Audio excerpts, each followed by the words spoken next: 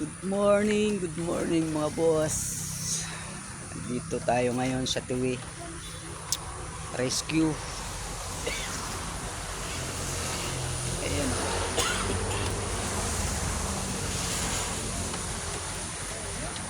Kahit maulan mga boss,